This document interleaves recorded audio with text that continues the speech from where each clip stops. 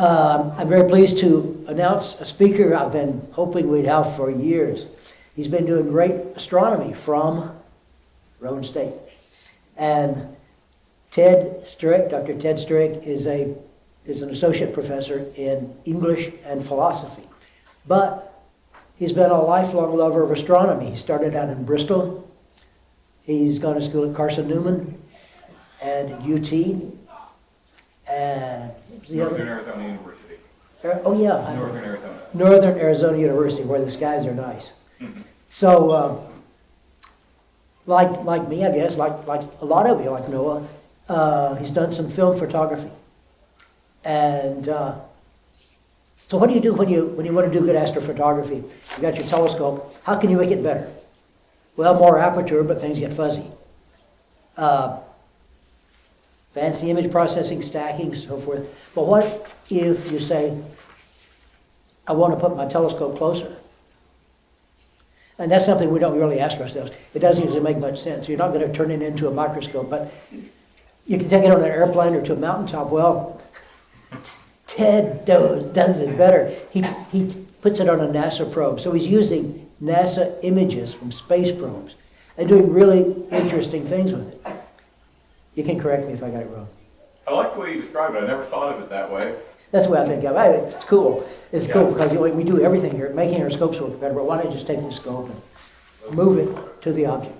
So he's been doing that, and not only has he been getting neat results for a long time, looking at planetary images, but NASA has finally recognized that. He's part of the New Horizons team. He's been traveling around with them some and looking at the fresh data from Pluto, and you send out Valentine cards with the Pluto heart on them. I should have done that, but I didn't send out Valentine cards Next year. at all. So. Yeah, next year. And so hopefully you'll put something in the Orion newsletter. Yeah. That would be good.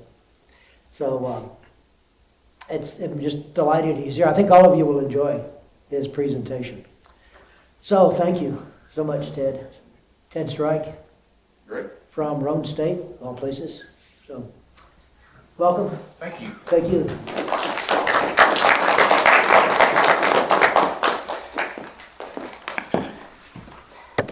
Well, it was a better start from the last time that I was sitting in a row of theater chairs and to come speak at a place, and I tripped on my way out and face planted in front of everybody and was really trying to recover, but it really hurt. Before I get started, something David said just kind of made me think. I never really thought about it as getting the telescope closer, but that's largely is kind of what the spacecraft does when it takes images. I'm going to start with an image that I had nothing to do with, and this is, you've probably seen it, the garish vintage 1980-81 Voyager Saturn images. One of them. This was a classic example of an image that was processed to go in a scientific paper to show color variations, but the press people thought, hey, it looks cool, put it out there, and it got sent out. Well, I was a fourth grader sitting in science class, and I was bored, and so I was paging through the textbook, and I came to the image of Saturn. And my reaction when I saw this was nothing natural could possibly be that ugly. There's just no way. And I looked through other books, and sometimes it looked more like this, and sometimes it looked more like this. That was actually one I did process. But I had one of those sad little refractors that somebody had given me for Christmas, and so I spent 2 hours at way higher powers than the little telescope like that ever should use, searching for Saturn before I found it and verified that it in fact was yellow and not those garish colors. That started a lifelong interest in astronomy. I joined the Bristol Astronomy Club soon after that. It also fostered an interest in imaging and the whole process. behind imaging and what goes into planetary images. I would go on, I can't remember if David mentioned this or not, as a teenager to work as an intern at the Bays Mountain Planetarium, and we had a set of, there was, crude internet with NSCA mosaic available there, but also we had the full set of Voyager, PDS, Planetary Data System, CD-ROMs, and so I was able to begin to kind of look through some of these data sets, and I became very intrigued. And, of course, eventually I went off to college, although I did, while I was at Carson Newman, travel back and continue to do some work at the planetarium. But it so happened that as I was living in a little dorm room, I generally didn't have my telescope with me anymore. There wasn't room for it there, and so I didn't have it most of the time anymore. And I began to become more and more interested in different planetary image sets. Now, there would also be a combined thread, which is that while my mother, when I was a child, was working on her master's degree at ETSU, she would often put me in the library.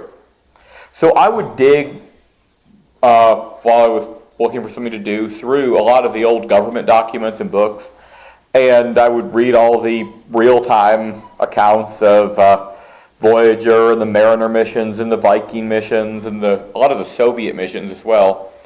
And so I gained a really good idea of the history of exploration. And so I would work with these data sets over the years, and the way I was introduced, I felt like I needed to tell that story now, and so this will get me a little out of order here. But to segue to where my planned talk really begins, I would end up really working along two lines. One is restoring older images, such as some of the old Soviet images, but also working with NASA images to clean them up and to try to get the most that I could out of them. And that's when originally John Spencer and then Alan Stern on the New Horizons team contacted me and asked me to get involved. So that's how that happened. And worked a lot with a guy named Todd Gore on a lot of this, but this is some early work that we did using, actually, this is more using his algorithm than mine, but combining some of the early Pluto images to get a much clearer view, both by stacking and deconvolving. Now, I've done a lot of stacking with Voyager images, which is honestly a lot more like the stacking that some of you all probably do with Earth-based images. In your case, compensating for the atmosphere. In Voyager's case, compensating for the fact that a lot of the images are smeared or jittery, and stacking them to get the best results, the best frames, also to improve the signal-to-noise ratio. But with New Horizons, it was simply to improve signal-to-noise, and also you had a CCD that was undersampling the full resolution of the optics, and so you were able to improve the resolution slightly by matching these up. And with some of the closer images, I'll give an example here of an original image versus some of the stacked and deconvolved images that we worked on. As you can see, hopefully from the distance you are at, the detail is much sharper. And so I guess that's the history. That's kind of the end of that history. I wanted to go through some data sets that I've worked with applying these techniques. One of the most interesting has been some of you may remember, and I mislabeled this slide. It's from 1999, and I wrote 2001. But the Deep Space One spacecraft, it was a test spacecraft launched by NASA in the mid-90s, and it was supposed to fly by an asteroid and then a comet. Comet flew by Comet Borrelli and returned some excellent imagery. And unfortunately, when it flew by the asteroid Braille, when they named it Braille, you knew that there was going to... They cursed themselves. And sure enough, the camera had... the official story is that the camera mostly missed. The in situ instruments took their data, but the cameras missed, studying Braille. And it was a little worse than that, in that they were testing some automatic imaging software to edit images to avoid sending back unnecessary parts of the images. And the asteroid was actually in the approach imagery, and they edited and the software edited it out before transmitting it. And basically, the Micus camera on DS1 had such a bad light leak that the software focused in on the light leak instead of the designs, instead of the asteroid. But when it turned around to image the receding view, it did get a few images. And you'll often see this one on your left. It's a very pixelated view, but there were several images taken. And in stacking and deconvolving, you can see it's either 2 or 3 part binary. It's a very it's a very high phase view, so you're looking at a crescent view of it. And also there's a second, slightly more distant version.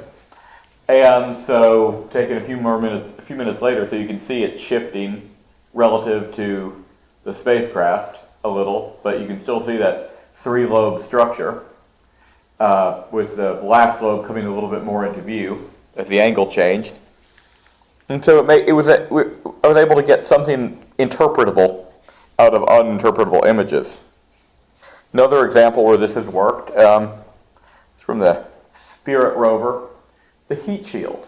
Stacking lots of images to bring out the heat shield.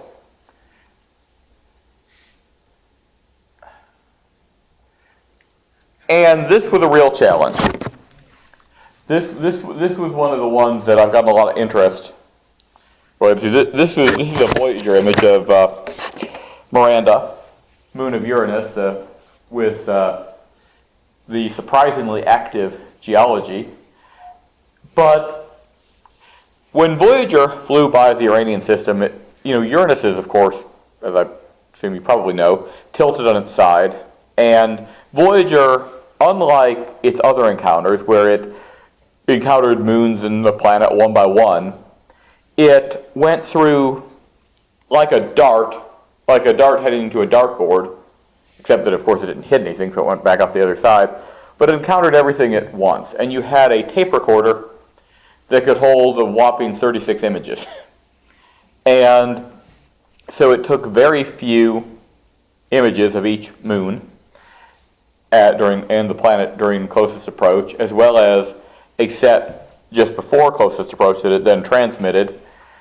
And there was very little color data because Voyager, as most spacecraft, there's some exceptions like the Curiosity rover, it took individual color filter images that were combined for color. And this was the best color view of Miranda, and as you can see, some of these images are very limited. The clear filter is well exposed, but missing a good part of it. And the other images are somewhat blurred, they're badly underexposed. And I worked on calibrating them and also using some even more distant data, reconstructing the missing color areas, and creating a complete color view of Miranda, which is the highest resolution we have. that's in color. Probably the most well-known thing that I have from the Uranian moons, however, would be with Ariel.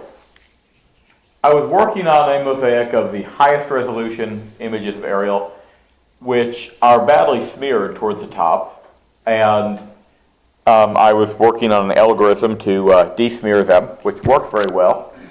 I also was working to calibrate them very well, and I was frustrated because I kept seeing these little fuzzy things off the side, and no matter what I did, it wouldn't go away, and I was confused because I'd done a lot of experimentation with images of the Saturnian satellites, because with Cassini in orbit around Saturn, there was some ground truth. In other words, in trying to get the very most out of the Voyager images, I could test techniques using, say, Enceladus, and then look at Cassini images to see if what I was pulling out of them was real, or whether it was an artifact.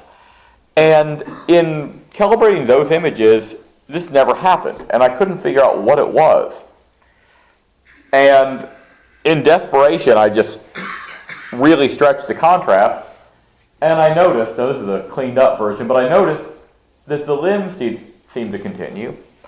And so just out of curiosity, I ran a simulation in Celestia, which is a program that does solar system simulations, just to see where's Uranus relative to all this. And sure enough, this side is in reflected light. Normally people use it, we call it Earth shine or Jupiter shine or Saturn shine. I usually just say planet shine for Uranus to avoid, Uranus shine. But you could see probably a ray crater, some other mottled features. Most interesting thing, I'm getting too far from the microphone.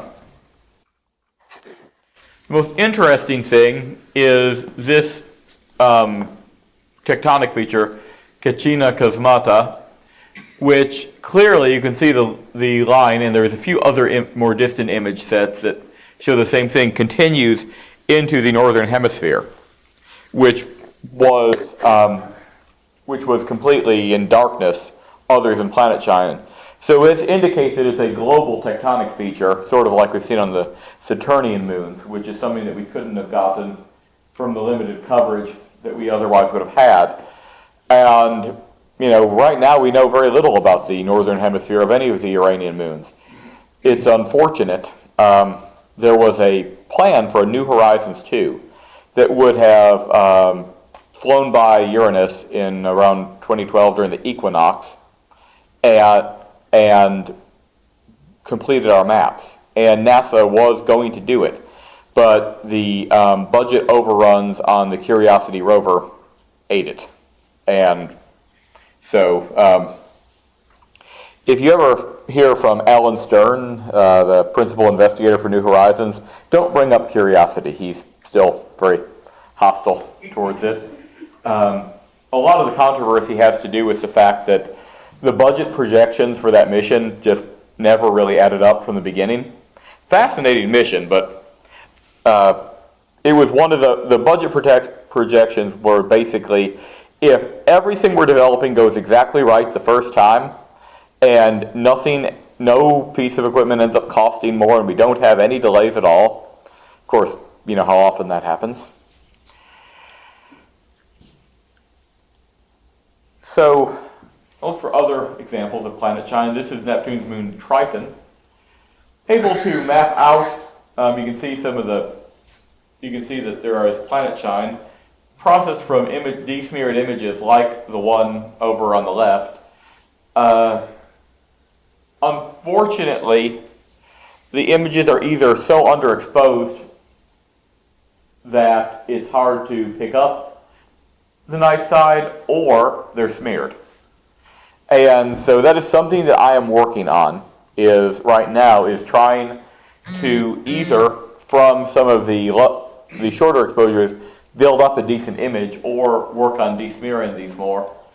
What Triton is another world where we didn't see much of the northern hemisphere. And a big question is, does it, in the Voyager imagery, and I'm going to show a lot more of that actually, in the Voyager imagery of Triton, we have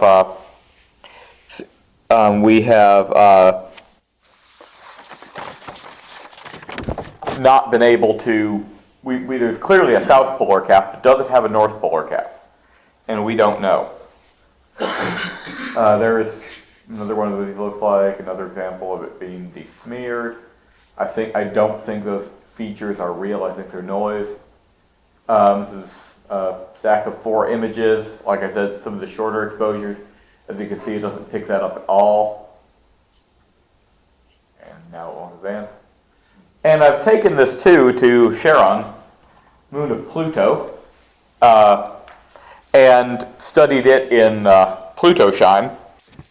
And we recently published a paper with regards to this, but we pretty much that area, Mordor, as we call it, towards the North Pole, which was illuminated, is dark, and we think that gunk is from Pluto's atmosphere that's coalesced there. And we were wondering, if that's true, it should really be at both poles.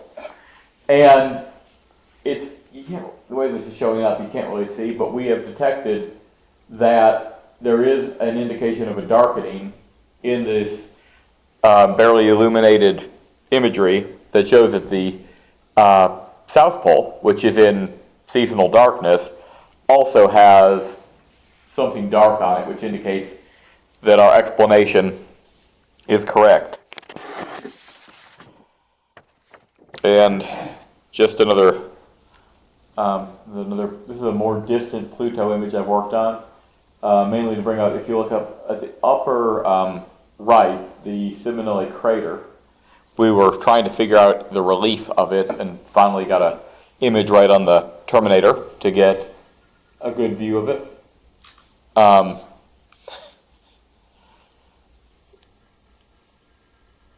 And this is that image at the same scale, just to give you an idea, relative to a Rosetta image I processed of Mars. Same size, same pixel scale. And just to give you an idea of how those worlds look relative to one another. Moving into Triton, this is Voyager sequence of Voyager passing by. This data, when I started working, it was over 20 years old. For the most part, only approach imagery used, at minimum 20 years before we could get back. This data's old, but it's probably not halfway through the time period in which it's going to be our best view. And it's the most Kuiper Belt-like thing that we'd ever seen, and at least we saw it. And that's how I ended up getting involved with New Horizons. They saw my work on it, and they invited me to come speak. So I've taken this is a public release version, this is my version of approach image. Most of these color flares you see are not real, they're misaligned imagery. And some of the images cut off the bottom, not all of them did, and I reconstructed the missing parts from the ones we had. I worked on, and you can probably see the similarities to some of that distant Pluto imagery, some of the distant Triton pictures. And one of the things that came out, which gave us hope of finding plutonium plumes, that didn't happen because it doesn't appear there were any, at least in the area we looked at. But down here at the very bottom, we were able to pull out some of the plumes that were only seen after close approach in some very distant imagery. We were able to see the shadows near the terminator. And here are Pluto and Triton together now. And as you can see, there's some vague similarities, but they turned out to be a lot more different than we expected. First of all, and we kind of had a clue about this soon after the Voyager encounter, Pluto has more extreme albedo differences. You might notice how strong the contrasts are. But also, Triton is relatively smooth. Doesn't show nearly as much topography. That probably is due to the fact that it was melted down when it was captured by Neptune. And so, while it certainly does have topography, very smooth terminator as Voyager passed by. And it took the really close-up imagery. This is some of the best Voyager imagery that I'm going through. Some of this is seen often. Some of these images are not seen as much because a lot of these were badly smeared. But the resolution here is about 350 meters per pixel. So, if Neyland Stadium were there, you could see it. You wouldn't really be able to tell what it was, but you could see it, which is by far better than anything else we have for Triton. I have a question. Yeah. What does smeared mean? Smeared, basically, as the camera moved, as the spacecraft moved by whatever it was imaging, the image smeared. It So didn't the longer hold the steady. exposure, the greater the smear, but the shorter the Exactly. exposure, the less light comes in. Exactly, and The trade-off. we wouldn't have seen anything with a very short exposure. There are two things that made it better for New Horizons and Voyager. First of all, you're dealing with early 2000s technology versus early 70s technology. You're dealing with exposures of a few seconds versus sometimes for Voyager 45 seconds. But the other thing is, this hurt us and helped us. But New Horizons, it took it a year and a half to send all the data back. It transmits very slowly, and it also could not transmit data while it was actually making observations because the cameras are rigidly mounted on the spacecraft. Whereas Voyager had a scan platform, so it could be sending back data. When you can only record about 30 images worth of data on your tape recorder, you have to be able to do that.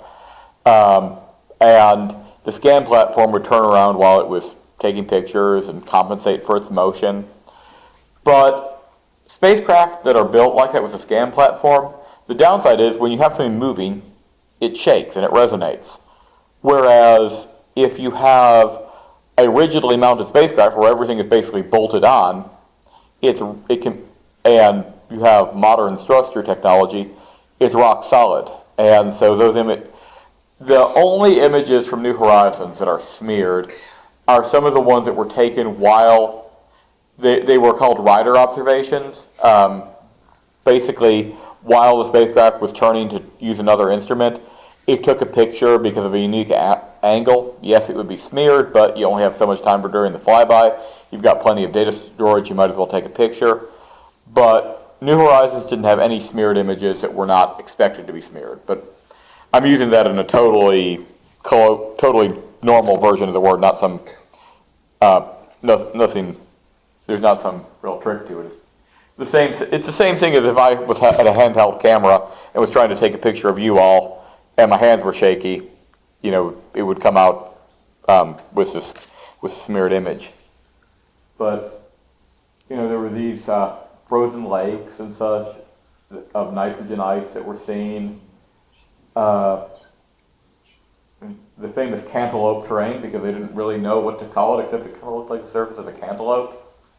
And the image used on the left is pretty well known, but there's a second image, one on the right, that extends the coverage. And then as it passed through closest approach, the wide-angle camera continued to image. But then after closest approach, there's another sequence. And it's not as well exposed. And it doesn't use nearly as complicated techniques, honestly, because Voyager had a limited computer memory and they could only store so many commands. But it covered an area that wasn't seen. So we got these thin crescent views. And then some of these views that shows these tantalizing features that kind of resemble the features on the side we saw, but are hard to interpret. And also we saw, if you look up those little shadowy clouds which turned out to be match up with some volcanic plumes. They were the ones I showed you in that distant image. They appear there again. And I was able to get more out of these images than we had, and so that was another reason I got involved with New Horizons. It's kind of a grand mosaic of the distant data. One of the things that's very interesting, and this is true for Pluto too, is you might notice the whole kind of composition looks very different from the approach imagery. The coloration and albedo patterns are very phase angle dependent, which means that it looks very different under a low sun angle than it does under a high sun angle. This is a process just to bring out detail a little more. Close up, you can see what looks like a crater and some tectonic features. And this is how the night side, that gray area, matches up with the day side coverage. So as you can see, it extends it considerably. There it is again, relative, put on top of a map, and gave us a more complete view. And again, this is the only way we can extend our coverage of Triton, because other than some Hubble Space Telescope images that barely resolve detail, this is all we have. And I worked on a map with Phil Stryk of Western Ontario, who used my images to do a map of terrain types, and this is what we came up with. Because this is the best, that's Triton right there in the original image, that's enlarged, but that's the best Hubble can do. So far I've been summarizing my work with Voyager and New Horizons, but I mentioned I also work with older data sets. This is Mariner 4 Mars imagery put together. Some of the very first images taken outside the Earth's moon system ever, mosaic together. This I did using scans from some of the original publication. Believe it or not, in many of these older missions, the digital data is lost. They made really good prints and then chucked it. There is lots of documentation that talks about a printed out set of matrices for Mariner 4 of the original digital data, but not even JPL can find it. They supposedly have the master copy, and it doesn't appear to exist. So other than some fragments, it's lost. There was a Mariner 1969 flyby. This is an approach image. This is a scan from a book. This is what they typically look like. The digital data does exist, and using both the color overlay and cleaning it up, I was able to get this out of it, which is a much more realistic portrayal. Able to put together some of the mosaics of imagery using modern processing. It's a very difficult data set. Here's a color view of Miranda, the area that the Opportunity rover is exploring. Opportunity would be right in the upper corner of the dark area on the left-hand side. But this is, of course, from 1969. And this is a very difficult set. What they did was they transmitted every seventh row back in digital data, and the rest with analog, and they combined them. They could have taken about, the Mariner 6 and 7 could have taken about 4 images each if it had been all digital. They couldn't store it. And so they got this idea of combining digital and analog data to send back more.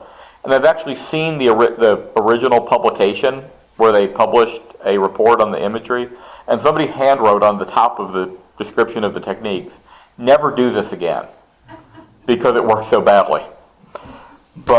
And Mariner 9, the first Mars orbiter, would not use that technique. It would go fully digital.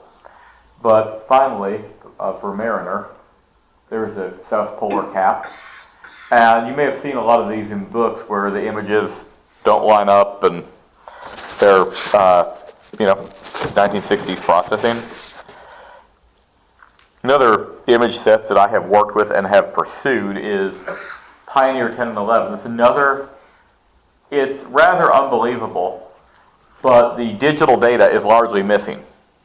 And so I went out to Ames Research Center and scanned some of the best scans. I found some fragments that I've used of the digital data that I've used for ground truth. Tom Garrels, who was the in charge of the imaging photopolarimeter, which was the imaging instrument, hated computers. He was one of these people who just longed for the day we could send a film camera out there and bring it back. He hated computers. He didn't like computerized instruments. And so he wanted everything printed out and then had the tapes recycled.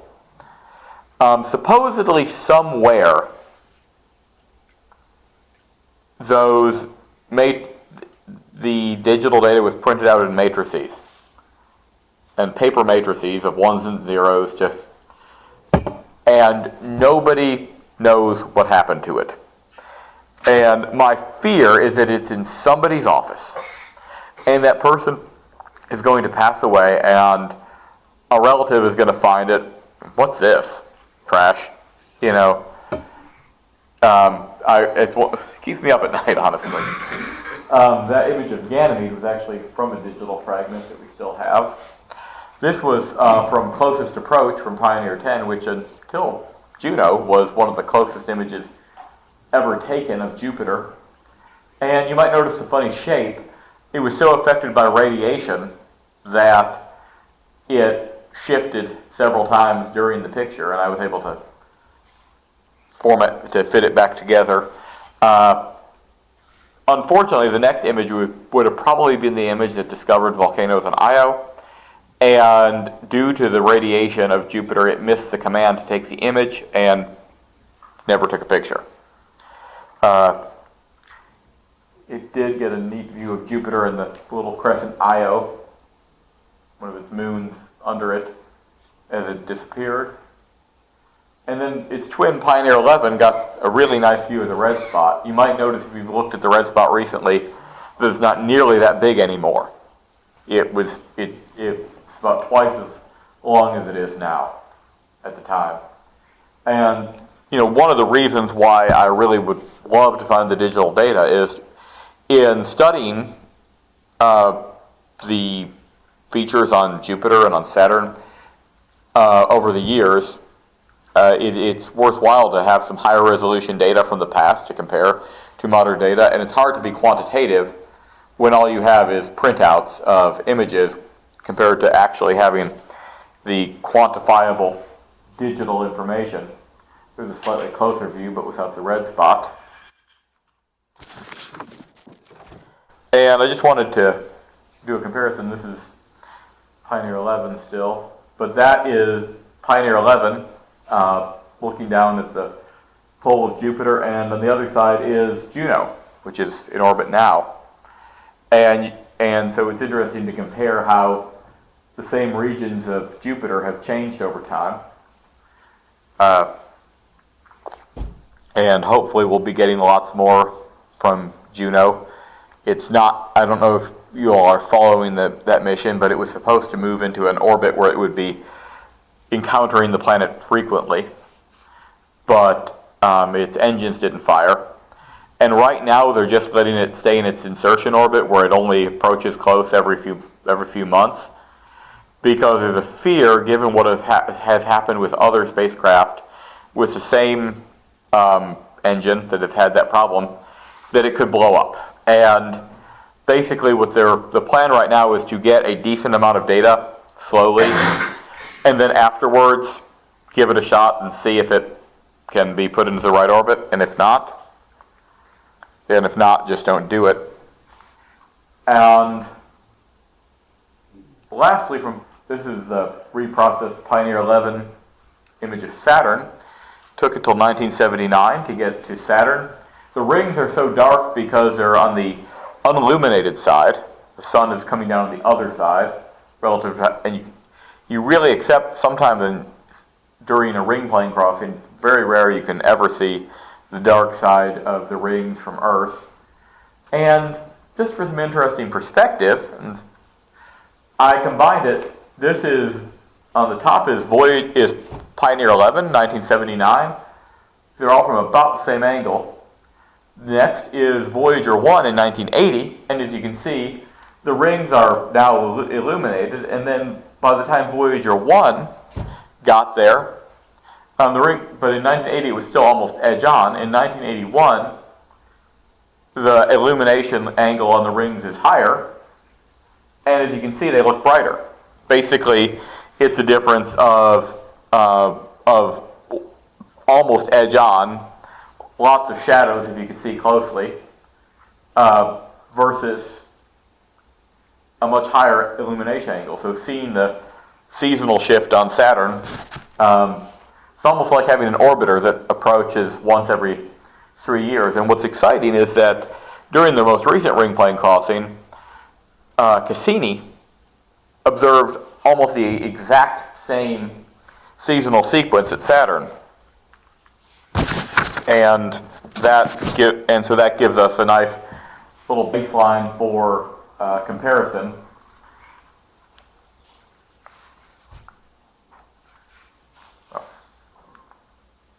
These are, I don't understand why they're going off frame, but these are some reprocessed Mariner 10 color images of Mercury. I don't know why they're projected, but that's a nightmare set to calibrate. And another big interest of mine, Soviet imagery. It's amazing, first of all, when it comes to Soviet images, how much of what we see looks like it came off of a bad photocopier, because it did. And, just the horribly degraded forms. And a lot of it is because they did a press release, they photocopied it, or sent it over a fax machine, and that got published in a U.S. publication. So we have a 1970s era fax that is, reprinted all over the place. And there's also a lot of legends.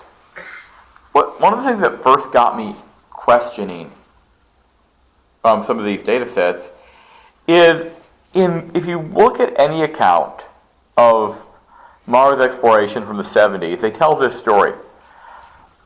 Mariner 9 arrived at Mars, followed by the Soviet Mars 2 and Mars 3. The landers crashed. One of them transmitted for 20 seconds, actually, in Mars 3, but returned no real data. And Mars 2 and Mars 3 orbited. However, there was a global dust storm going on, and because Mars 2 and Mars 3 were Soviet and had bad programming, they couldn't alter their image sequence.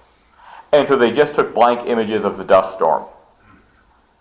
Well, I learned two facts that were troublesome. First of all, Mars 2 had a transmitter problem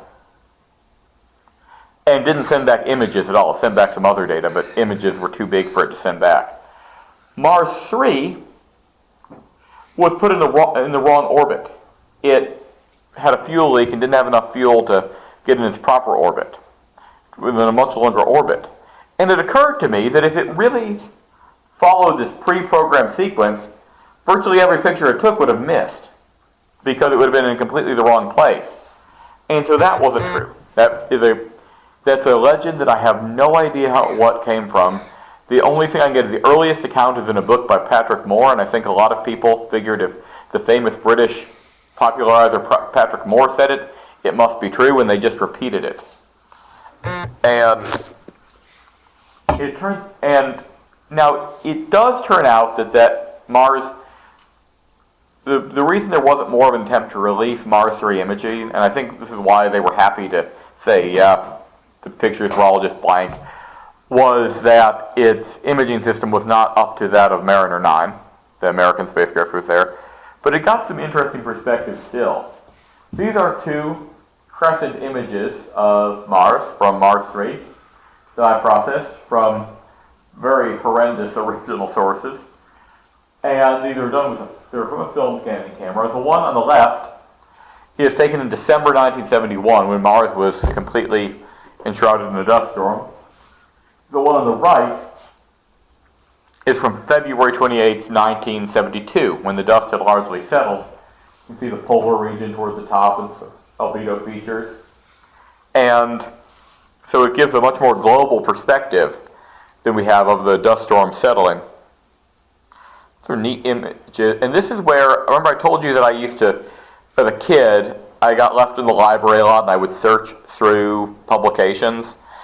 And this helped me know exactly where to find where a lot of this imagery might be.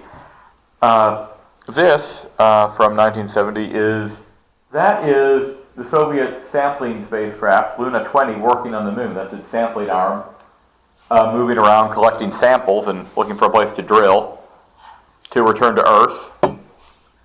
And the horizon is off to the left. It's kind of an awkward angle, but the sampling arm worked for a few days and then it returned.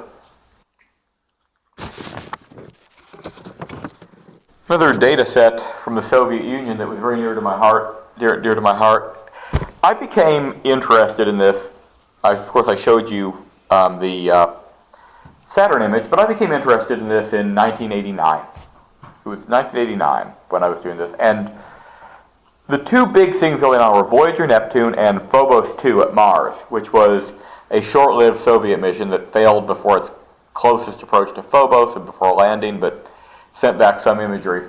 Probably a good time during the 1980s because there was an unusual amount going on, really until the mid-90s at the time. But one of the first things I got interested in was processing something. This is Phobos over Mars from Phobos 2. It's a very difficult data set to work with. It only returned 2 color filters, so you had to red and blue, so you had to create green as an average of the red and blue. But the images were typically like this. Lots of readout issues, lots of instrument noise. You may see, if you go to conspiracy websites, this image is rather famous. That little white spot, that little white line, they claim is a missile that was heading for Phobos 2, and they say that's why it stopped transmitting. There's lots of problems. First of all, this image was taken almost a month before it stopped transmitting. And second, that issue is in lots and lots of images, that white streak. It's a problem with the blue channel, the blue channel of the instrument. But they were going to fly me out to Los Angeles to be part of a documentary on Phobos 2, and they ended up cutting me out of it because they asked me first, so do you think there's any possibility that it was actually hit by an alien missile? No. Well, but if it was an alien missile, how was it launched? That's not really a relevant question because it absolutely wasn't. And after a while, they got tired of me because I learned from bitter experience. I once was interviewed when a Russian scientist had published in Leonid Transformality in several years ago, published a paper claiming that the Venera images of the surface of Venus showed life. And it was a more delicate situation than most situations like that, because he was one of the leading Soviet scientists, and quite frankly had become senile. And so it was one of those things where, unlike some of the conspiracy nuts, people were trying to be kind of gentle and not cruel to him, because, again, he had a long, distinguished career and, was just, frankly, slipping, and nobody wanted to humiliate him. But anyhow, I had, because I've worked with, and I'm going to show some of my work with the Venera images, I got contacted by a radio station and several news sites for interviews. And one of them, they sent me a questionnaire, and I explained the instrument noise that was behind what they were seeing. And there was also the fact that you could see the lens cap on both sides and of the spacecraft. And the person asked me, how did it move from one side to the other? And I explained that there were 2 cameras, and so you could see, that's why you saw the lens cap on both sides. Well, when I saw the interview come out. They asked me about what these life forms were, and I said that it had to do with the lens cap of the cameras, and you could see them on both sides. And they took my description basically of the lens cap and put it with the question about life forms, and it sounded like I was saying there was life on both sides of the cameras. So when I was dealing with the people on Phobos 2, the Phobos 2 thing, I was extremely careful to not give them anything that could be misconstrued as, that could be taken as a snippet out of context. One thing I found is when a so-called journalist really wants to get a story out of you, they will get the story they want no matter what, if you're not careful. But I was able to clean things up. You might notice a difference in shape. Another difficult thing is the pixels are rectangular, so they had to be properly stretched to compensate for that. But these are two versions of the image, one based on the red channel and one based on the blue channel, in terms of the positioning of each world. And I had to process Phobos and Mars separately, which is pretty typical for images of more than one object because of the time between images. This is another image from Phobos 2 of the Valles Marineris system. This is a Venera 14 image of Venus, and this is one of the images that was in question in that interview. But it's an attempt to get a more human perspective. These spacecraft, these scan across. There's lots of issues with the imagery, but given there are no plans to revisit Venus, these are the best views that we have. This is a combination of, this is from each Venus lander that has taken images. Venera 9 on the top, Venera over on the right-hand side, that's Venera 14, Venera 10 on the top, Venera 14 on the right. At the bottom, still going clockwise, is Venera 9, and on the left is Venera 13. They tried some new lens caps on Venera 11 and 12, and they melted to the cameras, so no images there. And I wanted to make a combination just to show how different each of the landing sites are, and just teases us. We really need to go back to Venus.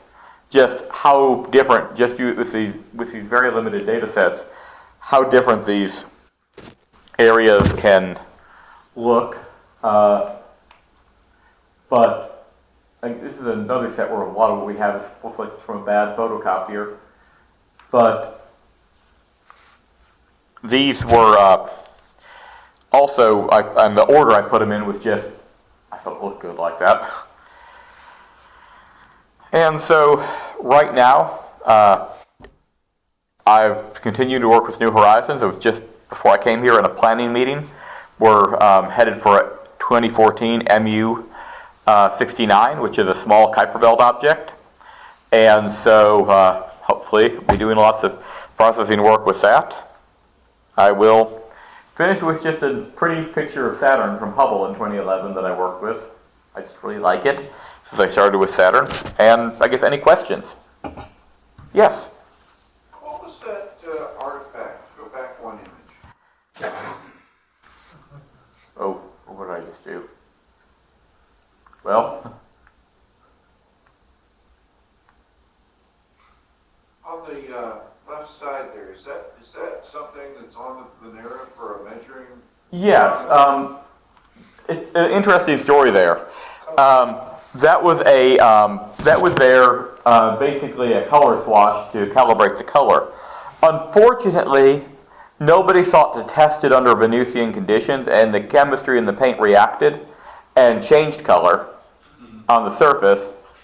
And so and because we don't know the chemistry of Venus's atmosphere to do it exactly, we don't know, we know from what we were able to do that the color definitely changed, but we don't know precisely.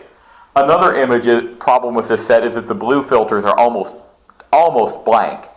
Little bit of signal, but very little, because they underestimated the exposure needed. But yeah, that is there. You might notice the little artifact at the bottom here, which is gamma ray spectrometer at the very bottom of that, sitting on a rock. But yeah, those color bars that should be red, green, blue, and the green pretty much turned white, and the blue, particularly on Venera 14, reacted as well.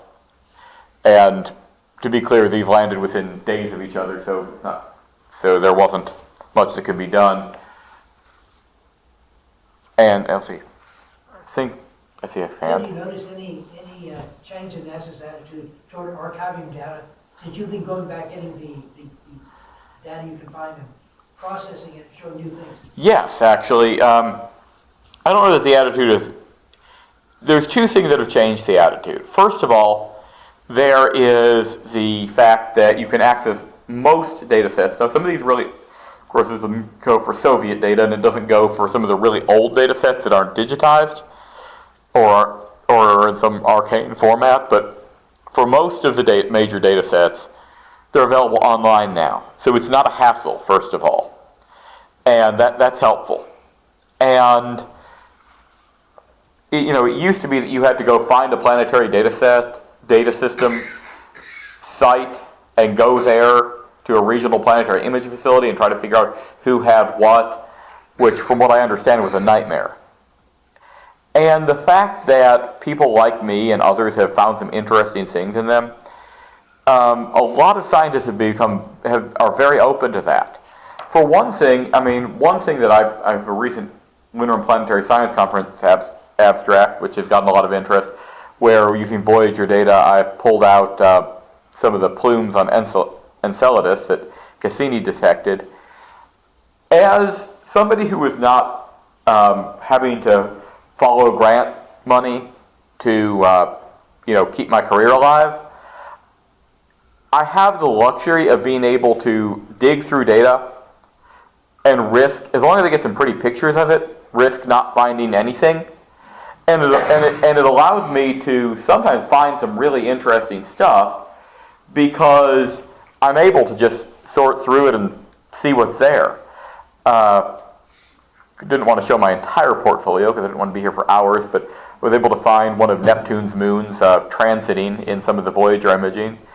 The other thing I've noticed is that science teams, especially older science teams, because, you had to print out pictures, you processed them on a VAX where you couldn't, old VAX computer where you couldn't even look at them as you were processing them until they printed out. It was much more time consuming, you couldn't just sort through stuff. So you had images that were designated for the atmospheres people, for the rings people, for the moons people, and they didn't typically look at each other's data. And these images happen to be labeled atmospheres. That's true with both Enceladus and with the Neptune imagery I'm talking about. And so I don't think anybody who would have been interested in it probably ever looked at it at the time. And that is... And so that is something that people like me can often go back and find. Another thing that probably revolutionized amateur involvement in this kind of work, and you could really thank Jim Bell, who is over the camera on the Mars exploration rovers, but he decided, without anybody prompting him, to immediately release all the images in JPEG format online. What he figured out was that, we'd had landers on Mars before. We had landers on Mars,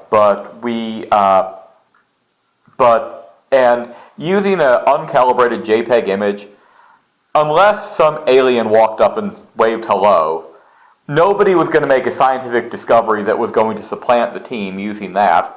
But what it did do is get a whole bunch of people engaged with the mission, who then, of course, when the data was officially released, would go back and learn to process it. Had several people, Doug Ellison, Mike Molaska, who worked with this kind of data from spacecraft and who are now working professionally on it, and people who had backgrounds of studying image data were able to work their way into the field that way. The Cassini spacecraft followed suit. Now, that was against their will, and the Cassini people are the only people I've ever gotten a hostile reaction from, although they've come around, although the imaging team leader still hasn't, but that's another story. That is a very interesting issue. She has a production company and doesn't like the idea that she views other people who work with as a competition, never mind that it's taxpayer funded. But still, they had to release these to where people could use them, and so it allowed people to work with the data. We did a compromise version. It's a bit embarrassing with New Horizons, with the imagery. We originally said we were going to release it every day as it came down. We changed our mind and did it every week at the last minute, and that was because of NASA. Specifically, the fact that we would create our press releases, and their process of vetting those press releases took so long that we realized that we were going to get scooped every time. Every time, there would be lots of images out days before our images came out, and the official ones, and nobody would care. So we had to slow down the pipeline a little because of NASA's vetting process, which was very insightful to see how that worked. But Pluto was different than a Mars rover, too, in that during closest approach, when the first close-up data was coming on, you really could make a discovery just looking at a JPEG. Just discovering that there's a large smooth area in the center, or the heart-shaped feature, or some of the big tectonic features that it observed. I mean, everything was new. But still, we wanted to keep people engaged, so once a week was our compromise. So, point being, there's been a real effort, I think, to bring people on board. I mean, like I said, I was actually brought onto the New Horizons team. The planetary community is very small, and so having extra sets of hands that know what they're doing is very welcome. And I, along with most people, I try to be very careful. If, for example, I'm working with Hubble data, if the person who's the experimenter hasn't published yet, and they've recently got the data down and it's been released, if I have done something with it, I'll often email them and say, would you mind? Do you mind if I do this? And if they say yes, I'll wait until they publish, because I don't want to be seen as somebody who's going to, be the person who didn't go through the process of planning the observations and then ran in and claimed their data. But overall, the amount of collaboration between amateurs and professionals has been really good. Of course, with Juno, there's been another layer, which is that a lot of amateur astronomers using telescopes, their imagery is being used in conjunction with the instruments and imagery from Juno to put it in context. It flies by once every few months, whereas amateurs can monitor Jupiter constantly and put that data in context. And the quality has gotten to where it really is almost indistinguishable from most professional ground-based data now. And so that's been a real development. Any other questions? I think I see a hand. Yeah. Okay. Sorry. It's with this light in my eyes. I can tell that there's people, kind of. You were saying something about having to paint artifacts out and so on. I was just wondering, do you ever get accused of being the one who's, keeping the UFOs a secret, and how do you deal with it? Sometimes it depends on how I deal with it. With some of the more extreme people, who accuse me of being part of some plot, there's probably not a point in discussing that. But for the people who ask me what I'm doing, I usually try to send them some example of how, like, a certain feature shows up in every image, no matter where it's pointed. I show them what the original images looked like. I try to send them an explanation of the camera. That can be effective at times. When when you have somebody who's really curious, you know, what are you doing with this imagery? And I think I found that it was actually when I first started getting a little bit of attention for my work in the late 1990s, it was actually harder to explain because most people had never worked with a digital camera and digital imagery at all. And now they have. And I find that because of that, the idea of noise on a chip or hot pixels and different things like that is not lost on them in the way that it once was. So that's been a big improvement. But some people, you know, they come asking you convinced of the answer, and, you know, contradicting them just makes me part of the conspiracy. Before I'll get your question one second. The one thing I just never have understood is, given NASA's struggles with funding for planetary science, if they were detecting evidence of alien life, why on earth would they hide it? I've never understood that. Yes? Have you noticed that most of our pictures of the other planets in the solar system have one similarity in common? They all look like piles of rubble. Well, that or big swirling balls of gas. Yeah. Yeah, I mean... Or ice. Or ice, yeah. And if the Psyche mission to the asteroid Psyche exists, we're going to see in about a decade, we're going to see our first metal world. And so, but I mean, you know, we are dealing with, ultimately, you know, worlds that have a lot of rubble on them. That's very true. And, you know, with less to cover it over. If you look at some of the recent Curiosity imagery, it looks a lot like the Southwest. A lot of the earlier Mars missions, even where Spirit and Opportunity started off, it's kind of circular. A lot of lunar missions too, they landed on flat plains because it was easy to land. And so that's why a lot of the sites looked rather similar, is because we were picking the same self-selecting kind of places that were easy to land. I mean, if you're thinking, if you were looking for a place to land on Earth, and you had maybe a 50 mile wide, 250 mile long ellipse that you were going to land within, and couldn't really maneuver as you were going down, you'd probably pick some place in Kansas or something to land that was really, really flat, where there wouldn't be the side of a mountain you could slam into or something. And, of course, without vegetation and such, you know, you have then exposed rocks and dirt and rubble piles, and that's why a lot of the imagery tends to look similar. I think that's one of the exciting things with the precision landing system on Curiosity, and also the fact that Spirit and Opportunity were able to travel to some more complex areas, is we're finally actually exploring areas where if we looked at a globe of Mars and said, I want to go here, we might actually go, rather than what's easy to land, or where is it easy to land. Any other questions? Okay. Ted, thank you. Oh wait, I have one more question here. Okay. I think. That image on the 9 o'clock Uh-huh. looks a lot like a landing strip. It does, doesn't it? And there's even Yeah. a red mark for the touchdown. Yeah. You're on to the conspiracy now. Uh-oh. Right, so Yeah. now you can go on YouTube and have all kinds of crazies. Oh gosh. Oh no. NASA did not okay you using that one, right? Well, it's a Soviet one, so Oh, okay. yeah, so it's been leaked out. What's the Russian reaction to this? They must be very interested in what you're doing.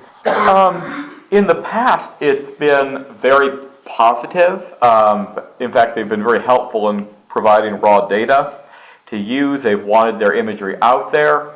Sadly, in the past 3 or 4 years, a lot of them have clammed up just because of the fear that if they're sending anything technically related to an American, they might get in trouble. And, you know, with the tensions between our countries. And so, unfortunately, it seems like, of my contacts there, some of them have dried up and the rest have emigrated and are here. Thank you. Thank you. Okay, this is a little addendum. This is an Orion Cup. Oh, thank you. And And there's Orion. Yes, and this is called a mugging. So, Well, I can say I went to give a talk tonight and I got a got picture, mugged. Roy?